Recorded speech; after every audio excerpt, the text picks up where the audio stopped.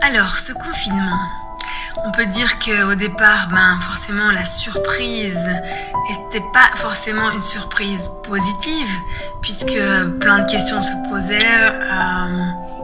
des questions qui ne sont pas forcément résolues aujourd'hui, beaucoup d'inquiétudes aussi par rapport à la santé de chacun et de nos proches, de nos familles.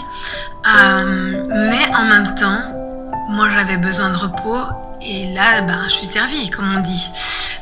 J'ai l'occasion d'être à l'arrêt des activités du quotidien, d'avoir un autre rythme et ma santé s'en porte bien. Par rapport à la joie aussi d'être tous les quatre, Valentin étant à Namur pour ses études d'universitaire, on ne le voyait plus que les week-ends. Ici on passe nos repas à 4 en famille et ça c'est chouette aussi. On fait des choses qu'on n'a pas l'habitude de faire, on prend le temps, on est moins stressé, ça c'est plutôt agréable. Confiné, en fait c'est quoi ce mot ? J'ai trouvé ceci, confiner, est-ce le verbe transitif direct qui signifie être forcé à rester dans un espace limité, synonyme de enfermé, ou ne serait-ce pas plutôt, et ce serait soudain bien mieux, le verbe transitif indirect qui signifie toucher aux limites, avec pour synonyme confin ou même horizon, cette idée d'être invité à considérer nos limites. Dans la maison de Laetitia, chacun retrouve sa part, son rythme, chacun observe ses confins. Et en ce moment, la tentation est grande de voir ce que font les autres et comment ils le font. Quelle est la recette créative et heureuse de cette multiplication d'expressions du soi confiné ? Laetitia me dit que pour elle, la recette est ailleurs. À l'heure où on voit sur Facebook principalement plein de nos connaissances qui se mettent à la cuisine, à faire des recettes, à manger des bonnes choses préparées avec amour, je pourrais dire que la parole de Dieu, préparée avec amour par notre Dieu pour chacun de nous, fait beaucoup de bien. Elle fait du bien tous les jours, mais dans des moments où on est peut-être plus inquiet ou peut-être parce que dans une maison où on est 4, on a chacun des ressentis différents. C'est bon de voir que la parole de Dieu répond et nous fait du bien, nous rassure. Dieu nous rappelle qu'il est notre bouclier, notre protecteur, qu'il est celui qui sait tout, que toute chose est entre ses mains. La parole de Dieu, elle nous fait du bien, oui.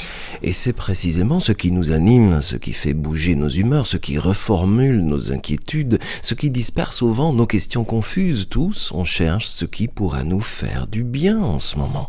Faire du bien, apprendre ou réapprendre ça, puisqu'on sait bien que souvent il n'y a plus que la violence comme réponse quand l'humain est poussé dans ses confins.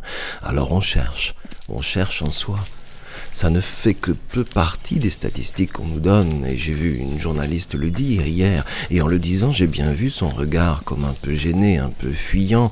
Non, tout le monde ne s'en sort pas si bien, beaucoup de violence aussi. Alors pour Laetitia, le point de départ, c'est le début de chaque jour, un appui de reconnaissance, un désir de lumière, un sentiment d'appartenance. Chaque matin, un psaume me rappelle comme Dieu est grand, comme il est bon, comme ses bontés se renouvellent chaque matin, comme il est le maître de tout, comme avec lui nous ferons des exploits, comme il est bon de le louer. Mais aussi, je suis interpellée par la première épître de Jean ces derniers jours et je vois avec simplicité comme Jean nous a rappelé que Dieu est lumière, vie et amour. Il le dit simplement, les choses sont vraies, il nous appelle ses petits-enfants. Il rappelle, voyez de quel amour le Père vous a tant aimé. Il nous rappelle à quel point demeurer en lui peut nous faire vivre des choses exceptionnelles et peut nous emmener plus loin. Jean avait compris que Dieu l'aimait, sans devoir prouver quoi que ce soit. Dieu aime. Et cette compréhension a amené Dieu a confié des choses à Jean, à lui révéler des choses incroyables, à lui demander d'aimer par-dessus tout. Alors je crois que en cette période principalement, Dieu nous appelle à aimer mieux, à aimer comme lui, mais aussi à avoir cette assurance qu'il nous aime. Alors je m'attends à lui. Je ne m'appelle pas Jean et je ne crois pas que j'aurai les révélations que Jean a reçues. Mais je voudrais que Dieu sache qu'il peut me dire des choses que je veux l'écouter.